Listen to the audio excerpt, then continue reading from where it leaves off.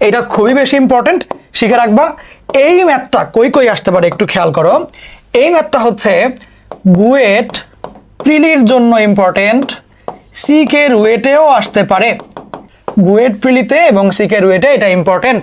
এই কোয়েশ্চেনটা এটা আসছে আইআইটি 2018-তে। খেয়াল করো এখানে কি বললো, বললো একটা ত্রিভুজের লম্ব কেন্দ্র আর ভর কেন্দ্র, লম্ব কেন্দ্র আর ভর কেন্দ্র যথাক্রমে এত এত। ত্রিভুজের পরিকেন্দ্র যদি সি বিন্দুতে অবস্থিত হয়, তাহলে এসি ব্যাসার্ধ বিশিষ্ট বৃত্তের ব্যাসার্ধের দৈর্ঘ্য নির্ণয় করো।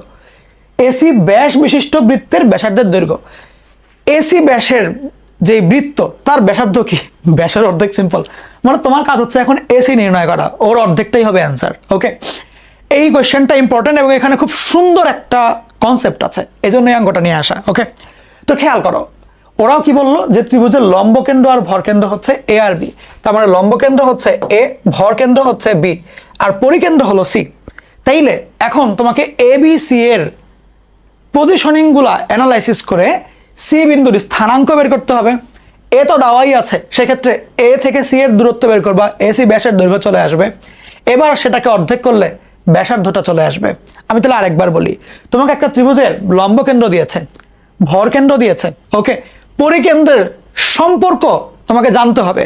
জানলে তুমি ভর কেন্দ্র আর লম্ব কেন্দ্র দিয়ে পরিকেন্দ্র বের করতে পারবা, সি বের করতে পারবা। দেন এ থেকে সি এর দূরত্ব, এ থেকে সি এর দূরত্ব বের করলে এসি আসলো, সেটাকে অর্ধেক করলে আমার ব্যাসার্ধ হয়ে গেল। ঠিক আছে, এখন খেয়াল করো সম্পর্কটা কি সেটা আমরা একটু শিখি। মনে করো এটা আমার কাছে একটা বৃত্ত, এই বৃত্তের কেন্দ্র হচ্ছে এখানে। এখন ধরে নাও যে বৃত্তের মধ্যে মনে করো আমরা একটা সুন্দর করে ছোট্ট সোনামণি ত্রিভুজ এঁকে ফেললাম। এই হচ্ছে আমাদের ত্রিভুজ। ওকে, ছোট্ট তো হয় নাই, দাঁড়াও জায়গা করি একটু। ওকে, মোটামুটি যা হয়েছে, ভেরি গুড, এবার সুন্দর হয়েছে। এখন খেয়াল করো ব্যাপারটা হচ্ছে যে আমার আগে চিন্তা করতে হবে লম্বকেন্দ্র কোনটা। বেসিকগুলো একটু দেখে নাও, যদিও সরলরেখায় করাইছি, বাট একটু বেসিকটা দেখে নাও। লম্বকেন্দ্র মানে হচ্ছে আমি এক একটা শীর্ষ থেকে লম্ব আঁকবো, ওই লম্বগুলো যেই যেই পয়েন্টে ছেদ করবে। ওকে, লাইক এইটা মনে করো হচ্ছে আমার লম্ব কেন্দ্র, এই যে এই পয়েন্টটা হচ্ছে আমার লম্ব কেন্দ্র এ। ওকে, দেন বললো হচ্ছে ভরকেন্দ্র। ভরকেন্দ্র কোনটা? ভরকেন্দ্র খুব সহজ, ধরো ভরকেন্দ্র আমি সবুজ কালি দিয়ে দাগটা নিই, যে এখান থেকে আমি মধ্যমাগুলাকে মানে মধ্যমাগুলা নিব, প্রত্যেকটার মধ্যমাগুলো আমি নিব এই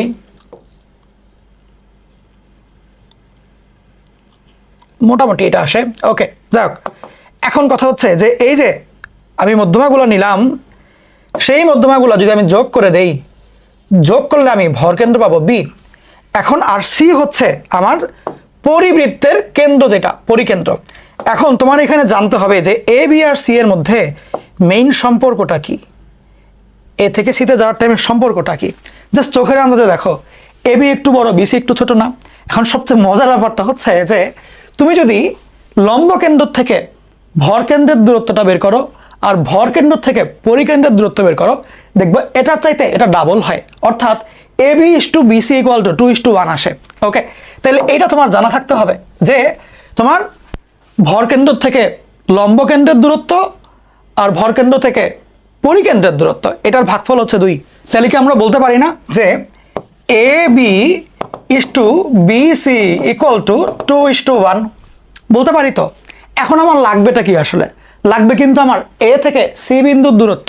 তাহলে এখন তুমি কি সি বিন্দুর স্থানাঙ্ক বের করে তারপরে এ থেকে দূরত্ব বের করবা, নাকি টেকনিক্যালি এই 2:1 জেনেই তুমি কাজ করতে পারবা? চিন্তা করে দেখো তো, ধরো তোমার কাছে এও আছে বিও আছে, তুমি এ বি জানো, লাগবে হচ্ছে এসি, এটা 2 এটা 1, তার মানে কি এটা যা এটুকু হচ্ছে অর্ধেক। ঠিক, তাহলে এ বি যদি 2 হয় এটুকু হবে 1।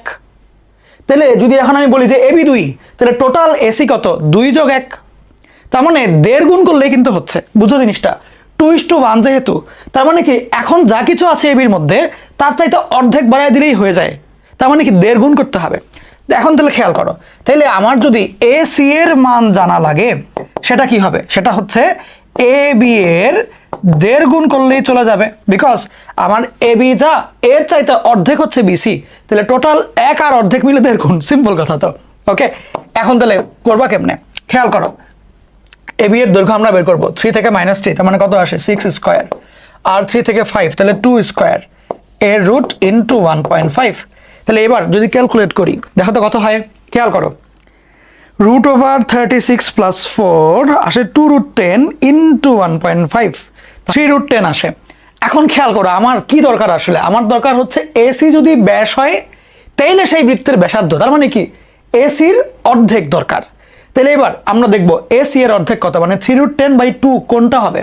তাহলে এখন তুমি যদি নর্মালি ক্যালকুলেটরে 3√10/2 দাও, ও তোমাকে ওইটাই দেখাবে, বাট তোমাকে এখন এই সবগুলো অ্যানালাইসিস করে দেখতে হবে। যেমন এটা তো হবে না, বুঝতেই পারছি 3 নাই, 2√10ও না, আমার লাগবে 3√10/2, তাহলে এই দুইটার যে কোনো একজন হবে।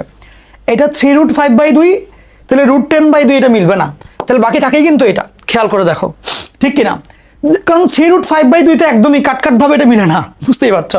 তাহলে বাকি থাকে এটা, তারপরেও তুমি জাজ করার জন্য ক্যালকুলেটারে এটা একবার বসায় দেখতে পারো। লাইক নর্মালি লিখবা 3 × √5/2, একবার চেক করে নিবা, দেখবা হ্যাঁ যে 3√10/2 আসছে, তোমার ক্যালকুলেটারে এটা হয়ে যাবে ইজিলি। মনে করে করবা সি নাম্বারটাই কারেক্ট অ্যান্সার। সহজ কিন্তু ম্যাথটা, বাট এইটা একটু শিখে রাখো যে আমার লম্ব কেন্দ্র থেকে ভর কেন্দ্রের দূরত্ব আর ভর কেন্দ্র থেকে পরিকেন্দ্রের দূরত্ব, এই দুই দূরত্বের অনুপাত হচ্ছে 2:1। ওকে, এটা একটু শিখে রাখো।